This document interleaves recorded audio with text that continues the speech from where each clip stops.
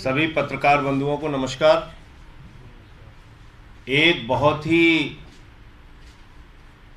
गंभीर मामला संज्ञान में आया है, वो है दिल्ली के उपराज्यपाल से जुड़ा हुआ मामला। दिल्ली के उपराज्यपाल विनय कुमार सक्सेना जी के ऊपर अहिंसा की प्रतिमूर्ति राष्ट्रपिता महात्मा गांधी के आश्रम साबरमती आश्रम में दंगा फैलाने, मारपीट, लड़ाई झगड़ा करने सहित तमाम धाराओं में मुकदमा दर्ज हुआ था। आज नहीं, आज से 21 साल पहले 21 साल पहले उनके ऊपर मुकदमा दर्ज हुआ। धारा क्या क्या है? 143, 147, 321, 341, 506 इन धाराओं में विनय कुमार सक्सेना जी के ऊपर 21 साल पहले मुकदमा दर्ज हुआ। कहां दंगा फैलाने में? साबरमती, बापू के आश्रम साबरमती में दंगा फैलाने के आरोप में मुकदमा दर्ज हुआ। मुकदमा चल रहा था और ये देखिए बड़े ध्यान से आप, इस मुकदमे में आरोपी नंबर 4 है विनय कुमार सक्सेना। आरोपी नंबर 4 का नाम है विनय कुमार सक्सेना और उनको बुलाया गया कि आप आइए, 9 तारीख को अदालत के सामने पेश होइए, अपना पक्ष रखिए, आपसे पूछताछ होगी, आइए। तो उन्होंने कोर्ट को गुमराह किया, कोर्ट को चिट्ठी लिखी। आप सोचिए, दिल्ली का एलजी न्यायालय को गुमराह कर रहा है, न्यायालय को गुमराह करने वाली चिट्ठी लिख रहा है। यह बहुत ही गंभीर मामला है। महामहिम राष्ट्रपति जी को इसको संज्ञान में लेना चाहिए। अगर एक एलजी के पद पर बैठा हुआ व्यक्ति कोर्ट को गुमराह कर रहा है तो उसको अपने पद पर रहने का अधिकार नहीं है। और क्या लिख रहे हैं ये न्यायालय को लिख रहे हैं कि हमको गवाही के लिए ना बुलाया जाए, हम न्यायालय के सामने नहीं आएंगे, क्योंकि LG of NCT of Delhi not only presides over the exercise of powers driven from president but also enjoys greater status of his office greater than a governor of a state and greater than LG of other union territories।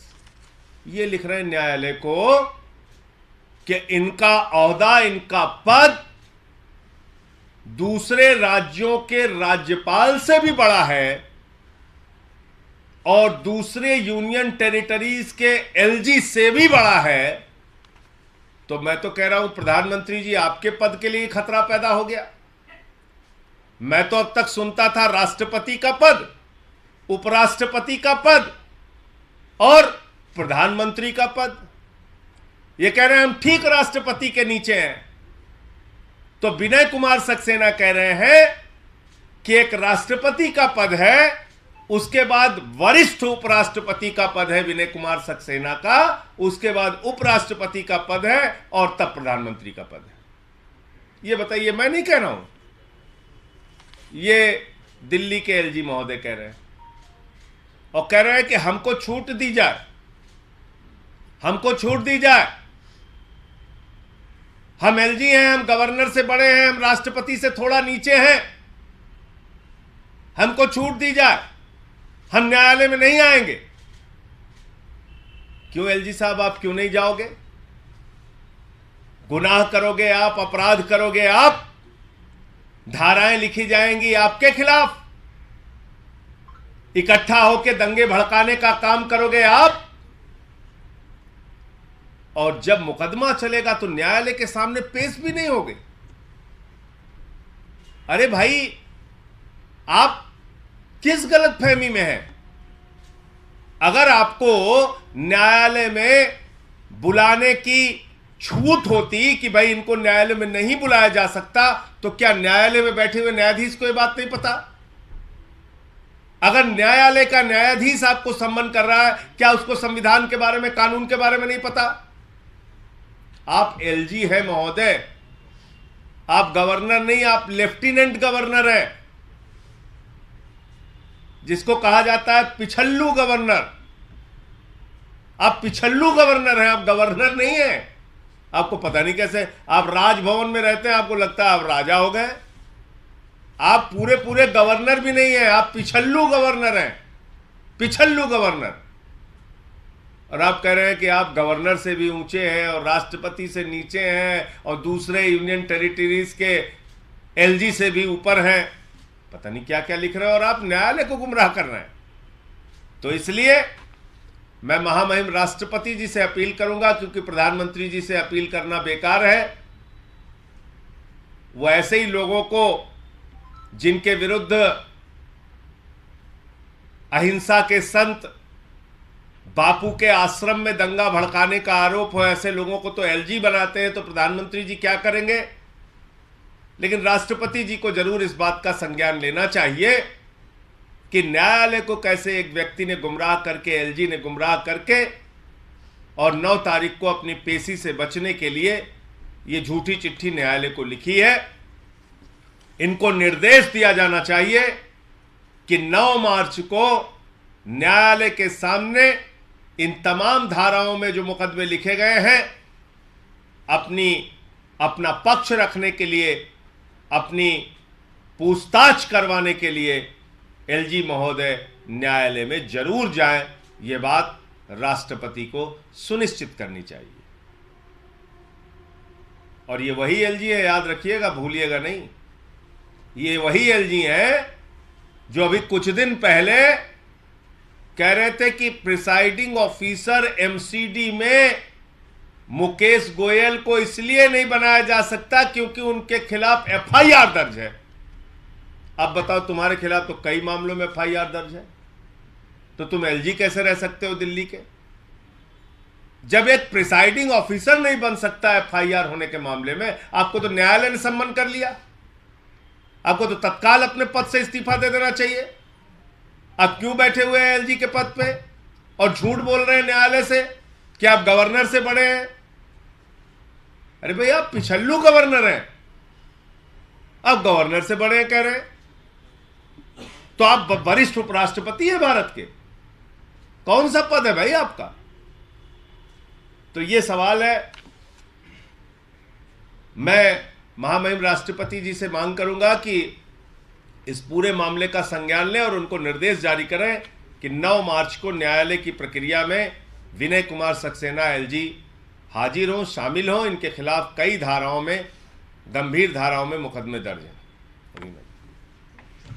Reena जी अपनी बात कहें। दिल्ली के महामहिम जो LG हैं, बहुत ही पहुंचे हुए व्यक्ति हैं। आज तक दिल्ली के इतिहास में इस पद पर या तो रिटायर्ड आईएएस ऑफिसर या रिटायर्ड आईपीएस ऑफिसर रहे हैं। ऐसे लोग जिनको संविधान की जानकारी हो, जो संविधान का रेस्पेक्ट करते हो। लेकिन भारतीय जनता पार्टी ने, मोदी जी ने एक ऐसे इंसान को जिनके ऊपर खुद महिला उत्पीड़न का आरोप हो, उनको दिल्ली का एलजी बनाया है। आप सबको पता होगा कि दिल्ली में अगर हम अपने घर में एक सिक्योरिटी गार्ड, एक कुक, ड्राइवर किसी को भी रखते हैं तो दिल्ली पुलिस द्वारा उसका हम पुलिस वेरिफिकेशन कराते हैं। लेकिन मोदी जी ने तो एक आपराधिक प्रवृत्ति के व्यक्ति को ही हमारी दिल्ली में भेज दिया, दिल्ली वालों की सुरक्षा करने के लिए भेज दिया। आप सोचिए, ऐसे इंसान जिनके ऊपर महिला उत्पीड़न का आरोप है, तो वो क्या दिल्ली की महिलाओं की सुरक्षा करेंगे? और यही कारण है कि पिछले कुछ दिनों में आप देखिए, पूरी लिस्ट है दिल्ली में कैसे महिलाओं के खिलाफ रोज जो है अपराध बढ़ते जा रहे हैं, चाहे एसिड अटैक हो, अपहरण हो, गैंग रेप हो, मोलेस्टेशन हो, रोज ही कोई ना कोई केस दिल्ली के किसी ना किसी कोने से हमें सुनने को मिलता है। ऐसे एलजी जो अपना इनको सिर्फ काम करना है, दिल्ली में सुरक्षा व्यवस्था का जिम्मेदारी जिनकी है, उसके अलावा वो सारे काम करते हैं और वो कहते हैं कि वो दिल्ली पुलिस के काम से बहुत खुश हैं। एलजी महोदय तो संविधान को मानते भी नहीं हैं। उन्होंने कहा कि सुप्रीम कोर्ट का जो निर्णय है वो एक सलाह की तरह है। मैं देश की राष्ट्रपति महोदया जो खुद एक महिला हैं, उनको गुजारिश करना चाहूँगी दिल्ली की सब महिलाओं की तरफ से कि ऐसे आपराधिक प्रवृत्ति के इंसान को दिल्ली के एलजी के पद से हटाया जाए, जिससे कि दिल्ली की जो महिलाएं हैं वो थोड़ी राहत महसूस करें, महिलाएं सुरक्षित महसूस करें। किसी ऐसे इंसान को दिल्ली का एलजी बनाया जाए जो कि दिल्ली की सुरक्षा व्यवस्था ढंग से चला पाए। और ऐसा तो नहीं है कि भारतीय जनता पार्टी में सिर्फ लुच्चे लफंगे ही बचे हैं, कुछ अच्छे लोग भी होंगे जो दिल्ली के एलजी के पद पर जिनको बैठाया जा सके। एक विषय और था, 1 मिनट आपका समय लूंगा।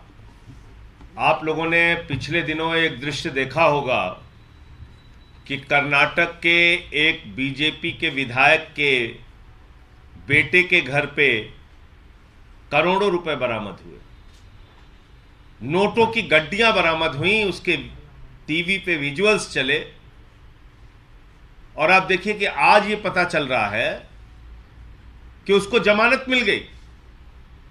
यानी बीजेपी एमएलए के घर पे करोड़ों रुपए बरामद हुए, मोटी मोटी गड्डियां मिली नोटों की, उसको जमानत मिल गई, वो बाहर आ जाएगा। और मनीष सिसोदिया जिनके घर पे फूटी कौड़ी नहीं मिली, उन पे सीबीआई भी छोड़ रखा है, ईडी भी छोड़ रखा है, रिमांड पे रिमांड ले रहे हो, जेल में डाल के रखा है। तो जो बात बार बार हम लोग कहते हैं कि सीबीआई का, ईडी का, जांच एजेंसियों का खुलेआम दुरुपयोग भारतीय जनता पार्टी और नरेंद्र मोदी जी की सरकार कर रही है और सिर्फ विपक्ष के लोगों पर कार्रवाई करनी है। भारतीय जनता पार्टी के किसी भी नेता को भ्रष्टाचार की खुली छूट है। ये इस घटना से भी साबित होती है कि ऐसा बेईमान आदमी जिसके घर में करोड़ों रुपए कैश बरामद हुए, उसको जमानत मिल जाती है। धन्यवाद। और रीना जी, जो मोलेस्टेशन केस की आप बात करें, चार्जेस की, वो कब का केस है और कहां उसकी डिटेल्स वगैरह? ये जैसे संजय भैया ने बताया 2002 का केस है, साबरमती आश्रम का। वहाँ पे 4 लोग इसमें आरोपित हैं और आरोपी नंबर 4 दिल्ली के एलजी विनय सक्सेना जी हैं। This does not have molestation charges. जो संजय जी ने भी पढ़ के सुनाया है वो धाराएं लगी हुई हैं उसमें, बट एक महिला के ऊपर उत्पीड़न का चार्ज है उसमें।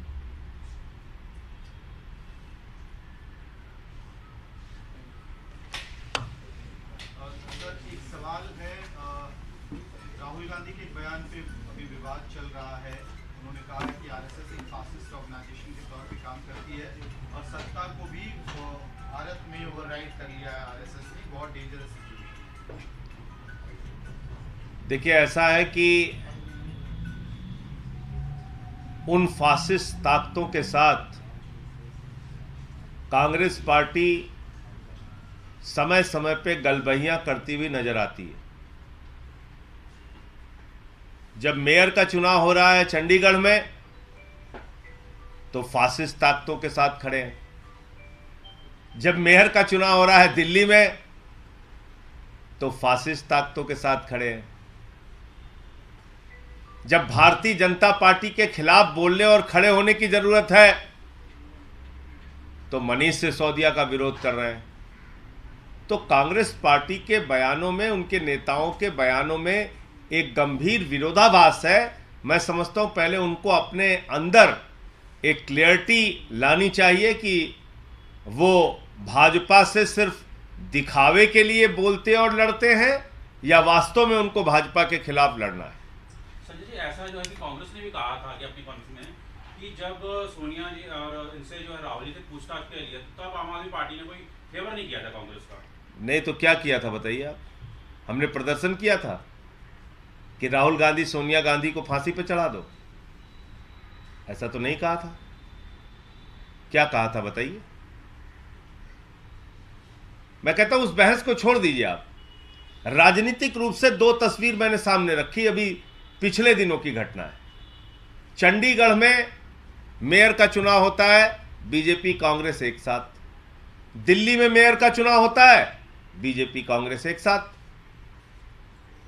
और वे बीजेपी से लड़ भी रहे हैं। तो ये तो अपने आप में बड़ा विरोधाभास है ना।